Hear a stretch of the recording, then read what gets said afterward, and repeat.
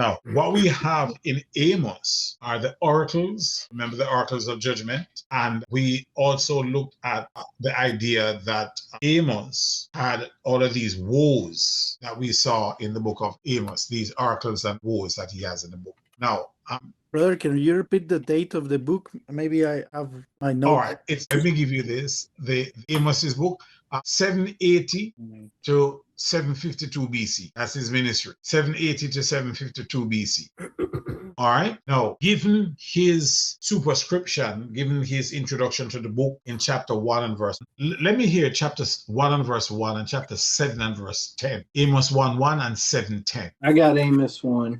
It right. says, the word of Amos, who was among the shepherds or sheep herders from Tekoa, which he envisioned a vision concerning Israel in the days of Uzziah, king of Judah, and in the days of Jeroboam, son of Joash, king of Israel, 2 years before the earthquake. All right.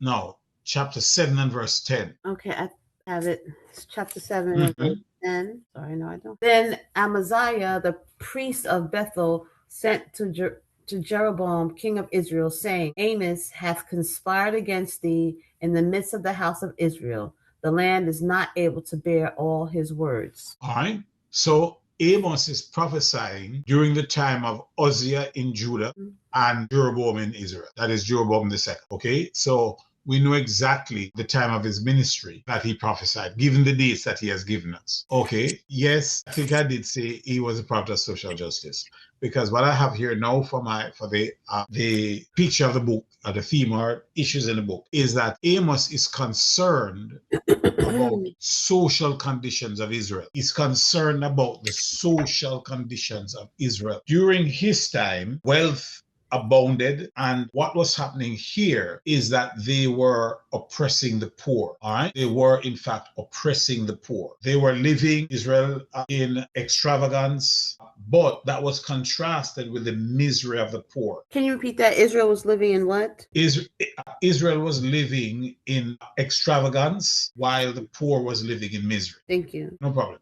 And here again, religiously, the people were outwardly religious. Inwardly they weren't. And what was happening is that they were making journeys to Bethel, Gilgal, and Beersheba, those places of idolatry. They were engaged in elaborate ceremonies, but their heart was far from God. And what Amos is doing is warning them about the coming day of the Lord. Now, what are some of the lessons that we can learn from the book of Amos? First lesson, God takes no pleasure in hollow, hollow. God takes no pleasure in hollow, insincere worship. Secondly, God is patient and gracious in warnings before he condemns. Another lesson that we can learn from the book is that ease, luxury, and idleness can lead to open sin. You can almost make a sermon out of the words idleness and then idols, like a play on that through Amos. There you go. Yes. Another thing that I want us to look at from Amos is possessing power. Possessing power over others creates grave dangers because we tend to abuse it. And God can raise up effective individuals to do his will. God can raise us up to do his will.